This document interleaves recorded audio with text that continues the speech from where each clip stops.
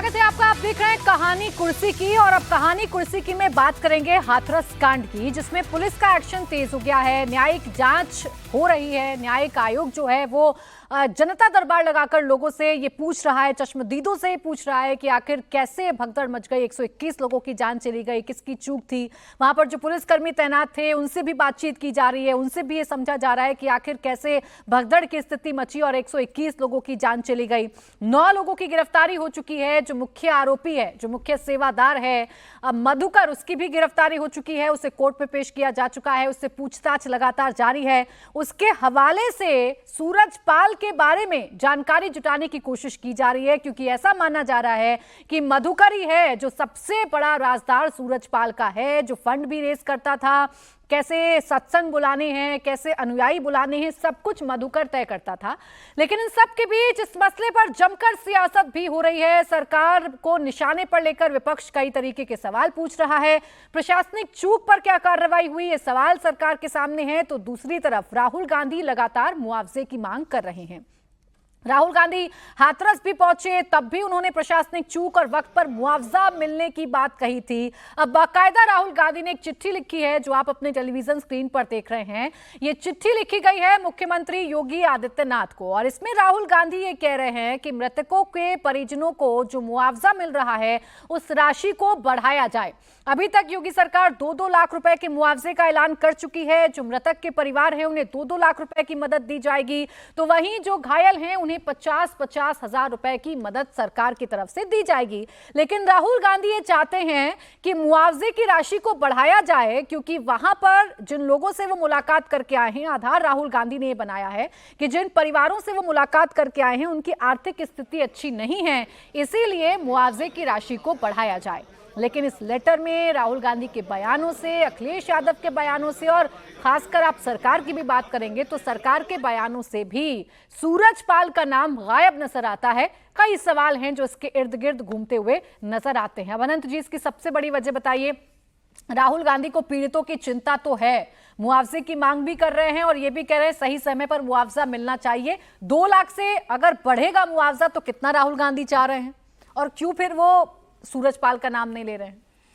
देखिए, राहुल गांधी जी की चाहत का अंदाजा तो सिर्फ उनको हो सकता है कि वो कितना चाहते हैं। लेकिन पत्र में जो एक बात आप बता रही हैं कि उन्होंने कहा कि घायलों का मुफ्त इलाज हो, तो क्या अभी पैसा लेके इलाज हो रहा है क्या घायलों का? सरकारी अस्पताल में उनसे पैसे लिए जा रहे हैं क्या? विजय जी, अगर आपको कोई जानकारी हो तो मुझे जरा इनलाइटन कीजिएगा। मुझे तो लगता है कि सरकारी अस्पताल में उनका मुफ्त में इलाज किया जा रहा होगा। लेकिन ये मुआवजा और ये घायलों के इलाज, ये समस्या का निराकरण नहीं है। आज राहुल गांधी ने क्या कभी सूरजपाल के गिरफ्तारी की मांग की है? उन्होंने कहा है कि वो जिम्मेदार हैं। आज तक इस केस में मुझे लगता है कि किसी पर कार्रवाई नहीं हुई है। 121 लोगों की मृत्यु के बाद भी उस जिले के डीएम पर कोई अकाउंटेबिलिटी फिक्स नहीं हुई, वहां के आईजी पर कोई अकाउंटेबिलिटी फिक्स नहीं हुई, वहां के सीनियर एसपी जो भी होते हैं, कप्तान पर कोई ये नहीं फिक्स हुआ। जिसने परमिशन दी होगी, इलाके का जो तहसीलदार होगा, जो एसडीएम होगा, उस पर, अग्निशमन विभाग पर, मतलब कहीं नहीं। मुझे लगता है कि कोई कार्रवाई नहीं हुई, सब साफ बेदाग निकल गए, क्योंकि मुझे लगता है कि 121 लोगों को आरुषि की तरह हवा ने मारा इस पूरे प्रकरण में। और जिस प्रकार से सारे दलों के नेताओं की जुबान चिपक जाती है सूरजपाल का नाम आते ही, वो हमें फिर राजनीति नजर आती है कि ये जाटवों के बाबा हैं। इस पर बात होनी चाहिए कि क्या बाबाओं को जातिगत, जिस तरह से विजय जी एक जमाने में बिहार में जाति मतलब कास्ट आर्मीज होती थी, उसी तरह ये जातियों के बाबा होने लगे हैं अब। तो ये जो सूरजपाल हैं, ये इन पर इनको तो सबसे पहले, और योगी जी अगर एबल एडमिनिस्ट्रेटर हैं, अगर उनकी पुलिस बहुत सख्त है, तो अब तक या तो वो फरार हो गए उत्तर प्रदेश से। अगर फरार हो गए तो ये पता करना भी आसान है कि वो वीडियो कहाँ से अपलोड हुआ। आजकल तो तकनीक की दुनिया में किसी को पकड़ लेना बहुत आसान है, अगर आप में इच्छा शक्ति है। लेकिन यहाँ फिर वही राजनीति आती है। 10 सीटों पर उपचुनाव होने, जाटवों के वोट हैं, उनके जितने फॉलोअर्स हैं वो सब उसी जाति से आते हैं। तो कुल मिला जुला के जो वोट की राजनीति है उसने ऐसा घालमेल कर दिया है कि 121 लोगों की मृत्यु से ज्यादा महत्वपूर्ण वो सूरजपाल हो गया है। और सूरजपाल को गिरफ्तार न कर पाने के कारण मुझे लगता है प्रशासन के किसी अधिकारी पर भी कार्रवाई नहीं हो रही। अभी तो ऐसा लग रहा है जैसे आई वॉश करने की कोशिश की जा रही है। आई वॉश तो हो गया, पूरा का पूरा जो सिनेरियो है वो सेवादारों पर फोड़ने की कोशिश की जा रही है। आप पलटकर पूछ लीजिए अगर कि प्रशासनिक अमले से जो चूक हुई है, क्या उनकी जिम्मेदारी नहीं थी कि इतनी बड़ी संख्या में लोग आ रहे हैं? टेंट की कैपेसिटी 60,000 की थी, लिखकर आप 80,000 दे रहे हैं, आ रहे 2.5 लाख लोग हैं। क्या कोई जिम्मेदारी नहीं बनती स्थानीय प्रशासन की कि वो एक बार देख तो ले कि सत्संग में हो क्या रहा है, वहां व्यवस्थाएं हैं कि नहीं? वो कौन तय करेगा? प्राची, लोग तो ये भी बता रहे हैं कि जो 40 पुलिसकर्मी तैनात किए गए थे वहां इंतजाम देखने के लिए, उनको लोगों ने कहा कि आप लोग आराम करिए, हम लोग संभाल लेंगे। एंड दे वेंट ऑफ, वो चले गए, वो जाके साइड में बैठ गए। तो ये मजबूरी तो प्रेस कॉन्फ्रेंसेस में बताई जा रही है बाकायदा। विजय जी, रोज इस पर हम डिबेट करते हैं, जो प्रवक्ता आते हैं वो भी यही मजबूरी बताते हैं कि भाई धार्मिक कार्यक्रमों में थोड़ी ना हम अंदर जाकर देख लेंगे, थोड़ी ना किसी को रोक सकते हैं। तो नहीं जाएंगे, बाहर तो कर। आपको कौन कह रहा है कि आप बाबा के चरण रज लेने के लिए जाओ? किसी ने आईजी से ये अपेक्षा की, किसी ने एसएसपी से ये अपेक्षा की कि बाबा के चरण रज ले लो अंदर जाके।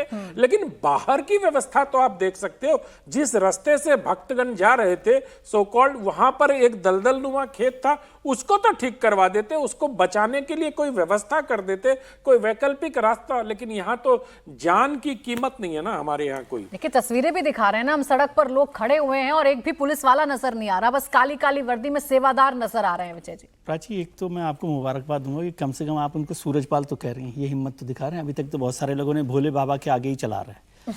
ये तो बहुत ही आपत्तिजनक है कि बात उनको भोले बाबा कहना, उनको बाबा कहना, मतलब भी बात। क्यों? और दूसरी बात, मैं 121 लोगों की मौत पर चर्चा नहीं कर रहा, मैं रोजाना इस बात को कह रहा हूँ, ये 121 लोगों की हत्या है। तो 121 लोगों की हत्या, और आपने कहा कि वो मुख्य आरोपी जो भी हैं सेवादार, उसको गिरफ्तार किया गया है। तो मुख्य आरोपी तय किसने किया है? कौन मुख्य आरोपी है, ये तय कौन कर रहा है? पुलिस ने तय कर दिया कि वो मुख्य आरोपी है। जो सूरजपाल जिसके नाम पर अपने ऊपर से हटाना है, आरोप जिस पे लगाना है, और जो आरोप सूरजपाल पर होना चाहिए, जिसका आयोजन है, जिस आयोजन को इजाजत दी गई, जो अनंत जी ने भी जिस बात का जिक्र किया, एसडीएम का, एसएचओ का, एसएसपी का, डीएम का, इनमें से किसी की जिम्मेदारी तय हुई है? किसी की जिम्मेदारी तय नहीं हुई। राहुल जी जो मुआवजे की बात कर रहे हैं, वो भी ठीक है, मुआवजे की मांग करने में उसमें कोई आपत्ति नहीं है, वो मुआवजे की मांग कर रहे हैं। लेकिन मैं समझता हूँ योगी सरकार को एक तो मुआवजे की मांग करने की बात छोड़िए, उनको तुरंत जाके 2 लोगों को बैठा के, भाई जितने लोग हैं ना गाँवों में, उनका मुआवजा दे दे, इसका आइडेंटिफिकेशन, जिनकी डेथ हुई है या जो भी खर्चा होना है, जो भी देना है उसको दे दे। और दूसरा, अभी पहले भी बात हो रही थी और हम पिछले 7 साल से योगी जी के लिए सुन रहे हैं कि वो कानून व्यवस्था के सबसे मजबूत मुख्यमंत्री माने जाते हैं। तो ये लिटमस टेस्ट उनका भी हो रहा है कि उनके रहते हुए उसको मुख्य आरोपी नहीं बनाया गया। क्या मुख्यमंत्री जी ने अपने ऑफिसर से, अमला से पूछा कि भाई ये एफआईआर में उनका नाम क्यों नहीं है? या इसको ये मालूम है कि उनके इशारे पर बात कही जाती है कि हमने अज्ञात के खिलाफ एफआईआर दर्ज कर दी है ना, उसी में आप कंसीडर कर लीजिए कि ये सूरजपाल है। एफआईआर में वही तो मैं कह रहा हूँ, एफआईआर में नाम नहीं है, तो ये कभी पूछा गया है? राहुल गांधी पर तो आप सवाल कर दीजिए, उन्होंने मांग नहीं की, क्योंकि वो भी उसमें आते हैं, अखिलेश यादव भी आते हैं। लेकिन क्या मुख्यमंत्री जी की सबसे बड़ी जिम्मेदारी होती है, मतलब सरकार की जिम्मेदारी होती है? क्या सरकार ने ये काम किया है कि बाबा को, सूरजपाल को एफआईआर में नाम दर्ज किया गया, आरोपी बनाया गया, और फिर क्या कार्रवाई? अभी अनंत जी कह रहे हैं वीडियो, और आप सोचिए एक न्यूज एजेंसी उनका वो बना लेती है इंटरव्यू, वो कोई वीडियो उन्होंने अपना खुद ने नहीं जारी किया कि जिसमें आपको पहचान करना पड़ा हो, एक न्यूज एजेंसी पर उन्होंने इंटरव्यू दिया है। तो मतलब उनको पता है कि वो कहाँ, बाबा ने न्यूज एजेंसी वाले को उठाओ, पकड़ लो। तो जो सहयोगी हमारे ग्राउंड पर हैं, उनके मुताबिक अगर देखें तो सरकार की प्राथमिकता है, सरकार की कार्रवाई से सेवादारों के इर्द गिर्द घूम रही है, कोई दबिश नहीं दी जा रही, कोई सीरियसली छापेमारी नहीं की जा रही है सूरजपाल की। थानेदार तक सस्पेंड हुआ क्या इस केस में? 121 आदमी की हत्या विजय जी के शब्दों में हो गई, लेकिन न एक थानेदार सस्पेंड हुआ, न एक तहसीलदार सस्पेंड हुआ। एसएसपी और आईजी और डीआईजी की तो बात ही छोड़ दीजिए, वो तो बड़े अधिकारी हैं, लेकिन जिनकी डायरेक्ट जिम्मेदारी है, कुछ नहीं हुआ। और हम कह रहे हैं कि हम पता नहीं वो क्या सख्त। देखो, समीर जी ने साफ कहा, आप समझ नहीं रहे बात को। अभी 10 विधानसभा के उपचुनाव भी है ना, 10 उपचुनाव है विधानसभा। वो तो मैंने ही कहा सर, वो तो मैंने नहीं, ही उसका कहा एक कि नोटिस उन्होंने दिया है ना। राजनीति की भेंट चढ़ रहे हैं ना, ये बड़ा। और हम, ये हो सकता है कि उत्तर प्रदेश के मुख्यमंत्री योगी आदित्यनाथ कोई फैसला लें, लेकिन अब कहां पे फंसा हुआ है, हाँ। देर हो रही है, देर हो रही है। न्याय मिलना जितना ज्यादा जरूरी है, उतना ही जरूरी ये भी है कि न्याय होते हुए दिखना चाहिए। फैसला तो अभी छोड़ तक दीजिए, इस कोई मामले में नाम तक न्याय नहीं ले रहा है आरती बिल्कुल। जी, कोई नहीं ले रहा है। आप सरकार के किसी भी नुमाइंदे से पूछ लीजिए, आप अधिकारियों से, आप पुलिस वालों से बात कर लीजिए, कोई नाम नहीं ले रहा। विपक्ष तो ले ही नहीं रहा, विपक्ष प्रशासनिक चूक की तरफ इशारा कर रहा है। पार्टी के एमपी हैं। हाँ। देखिए प्राची, सबसे दुखद बात जो ये उभर के आई है कि अभी भी इस देश में और खासकर उत्तर प्रदेश में जो वैल्यू है ह्यूमन लाइफ की, वो इस हाथरस के इंसिडेंट से ये समझ आता है कि उस कोई वैल्यू नहीं है। इनफैक्ट 2 लाख रुपए का मुआवजा देके आप कोई मेहरबानी नहीं कर रहे हैं। 2 लाख वैसे ही बहुत कम है। और राहुल गांधी इस मामले में बिल्कुल ठीक है कि वो बहुत गरीब लोग, और साथ ही साथ ये भी जो एक बहुत बड़ी बात उभर के आई है कि ये देश, और खासकर यूपी में फिर से कहूँगी कि बाबाओं की जो राजनीति है वो चलती है इस देश में। बाबा कोई हर एक इनफैक्ट सेक्टेरियन ही है सारे बाबा, कोई ठाकुरों के हैं, कोई ब्राह्मणों के हैं, कोई दलितों के हैं, कोई जाटुओं के हैं, कोई यादवों के हैं। तो ये दर्शाता है कि एक फैक्ट्री सी बनाई गई है। इस फैक्ट्री में कितने बाबा निकल के आते हैं और किस तरह से वो राजनीति को इन्फ्लुएंस करते हैं कि पूरा का पूरा सिस्टम आज चुप करके बैठा है। इस खबर को ही ऑलमोस्ट दबाया गया, खत्म करने की कोशिश कर दी गई। नहीं तो 121 लोग स्टैम्पीड में मरे। क्या ये मतलब हेडलाइन नहीं होनी चाहिए रोज की रोज टीवी चैनल्स पे? लेकिन यही ये दिखा रहा है कि बाबाओं का जो सेक्टेरियन वोट है, जो कास्ट वोट है, वो इस देश में बहुत ज़्यादा मायने रखता है और ह्यूमन लाइफ मायने नहीं रखती है। मुझे लगता है कि कहीं ना कहीं सब पॉलिटिकल पार्टीज़ को भीतर झांक के इंट्रोस्पेक्ट करना चाहिए कि वो किस तरह की राजनीति कर रहे हैं। लोगों को उनसे, जो अभी हमने हाल में लोकसभा इलेक्शंस में देखा और फ्रेगमेंटेड हमने देखा, लोगों का ये डिसल्यूजनमेंट, जो लोगों की जो डिजेक्शन है, डिप्रेशन है, वो दर्शाता है ऐसे इंसिडेंट्स में न्याय नहीं मिलता, जस्टिस नहीं मिलती। बिल्कुल, और अभी जस्टिस होता हुआ नजर भी नहीं आ रहा है। सूरजपाल कहाँ है, कोई बताने को तैयार नहीं है। प्रशासनिक चूक हुई कि नहीं हुई, ये कोई बताने को तैयार नहीं है। तो इन तमाम बातों पर सिर्फ चुप्पी है। विपक्ष को प्रशासनिक चूक में बात करने का मजा आ रहा है, तो विपक्ष प्रशासनिक चूक की तरफ इशारा कर रहा है। सत्ता पक्ष ये बता रहा है कि सेवादारों की वजह से हो गया, लेकिन वो मिसमैनेजमेंट हुआ कैसे, इसका जवाब किसी के पास नहीं है। पाची, एक लाइन में बोल देता हूँ। रचित दीक्षित जी की एक लाइन मुझे बहुत पहले से याद आ रही थी। बहुत छोटी सी लाइन है लेकिन बहुत महत्वपूर्ण है कि अखबार पढ़ते हुए सोचता हूँ कितने मरे। ये प्रश्न गणित का है या मानवता का? बिल्कुल, ये इस घटना के बाद सवाल उठ भी रहे हैं और यही कश्मकश भी है कि आखिर कब न्याय मिलेगा, कब इंसाफ मिलेगा उन 121 जिंदगियों का जो मासूम थे, सूरजपाल पर यकीन करके सत्संग में गए थे। आगे बढ़ रहे हैं, बात दिल्ली की करेंगे, जहां बीजेपी कार्यकारिणी की जो बैठक है वो हुई है। 2025 का जो रोड मैप है वो तैयार किया गया है। विधानसभा चुनावों में बीजेपी की रणनीति क्या रहेगी, इस पर मंथन किया गया है। लोकसभा चुनावों में 7 की 7 सीटों पर क्लीन स्वीप करने के बाद अब बीजेपी के सामने चुनौती यह है कि अरविंद केजरीवाल को विधानसभा चुनावों में कैसे हराया जाएगा, और उसकी तैयारी बीजेपी ने अभी से शुरू कर दी है। बीजेपी की मंथन हुआ है, कार्यकारिणी की बैठक हुई है। अब इसमें क्या चर्चा हुई है, किन बिंदुओं पर बात हुई है, आपको सुनवाते हैं पीयूष गोयल का बयान। प्रधानमंत्री मोदी जी कटिबद्ध है दिल्ली के विकास के लिए, दिल्ली वासियों को एक उज्जवल भविष्य देने के लिए। लेकिन उसके लिए हमको आने वाली 2025 की असेंबली अवश्य जीतना पड़ेगा और इस बेईमान भ्रष्टाचारी सरकार को घर बिठाना पड़ेगा। यह संकल्प लेके आज के कार्यकारिणी जाएगी। आखिर डबल इंजन की सरकार होगी, केंद्र और राज्य की सरकार मिलके जब यहाँ विकास का काम करेगी तभी जाके दिल्ली के घर घर तक, व्यक्ति व्यक्ति तक, परिवार तक हम विकास पहुंचा पाएंगे। डबल इंजन की सरकार की बात कही जा रही है। अरविंद केजरीवाल को हराने का दावा किया जा रहा है और कैसे हराया जाएगा इसका जो बिंदु हैं वो तय किए जा रहे हैं, इसकी रणनीति तय की जा रही है। समीर जी, इस बार दिल्ली का ये चुनाव कैसा रहने वाला है? अरविंद केजरीवाल अभी तो जेल में हैं और पूरी पार्टी यही कह रही है कि चुनावों तक जेल में रखा जाएगा, जानबूझकर उन्हें जेल में रखा जा रहा है। विक्टिम कार्ड खेलने की कोशिश आम आदमी पार्टी तो कर ही रही है।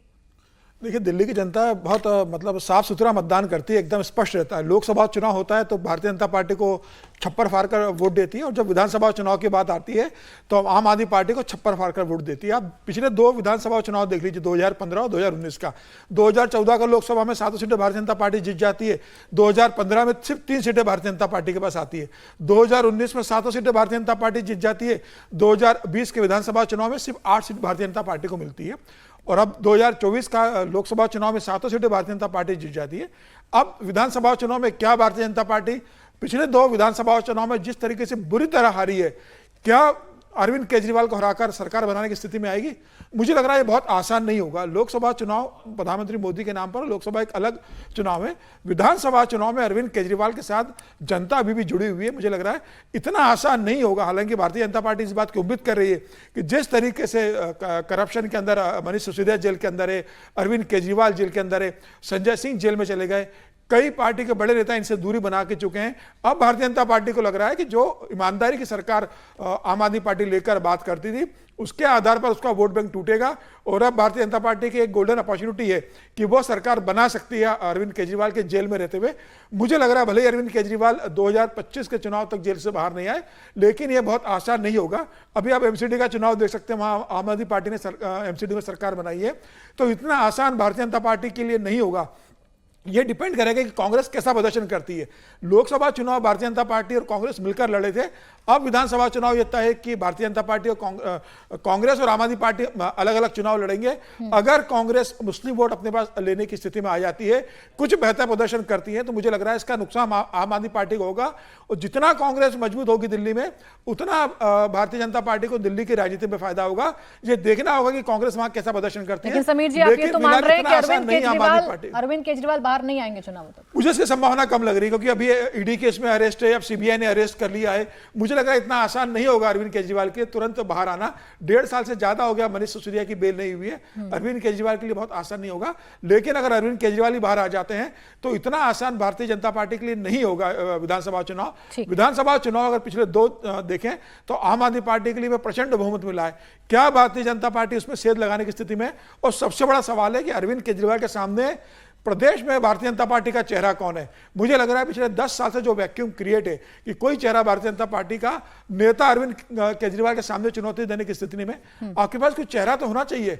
विधानसभा चुनाव में भारतीय जनता पार्टी के पास कुछ चेहरा नहीं है। मुझे लग रहा है इसका भी एक नुकसान भारतीय जनता पार्टी चेहरा तो नहीं है, लेकिन सबसे बड़ा मुद्दा जो बनाने की कोशिश की जा रही है विजय जी, पिछले चुनावों के कंपैरिजन में इस बार बहुत कुछ बदला है। जो कट्टर ईमानदार पार्टी हुआ करती थी, उस पर ऐसे ही कट्टर आरोप लगे, बड़े बड़े नेता जेल में चले गए, अरविंद केजरीवाल बाहर नहीं आ पा रहे हैं।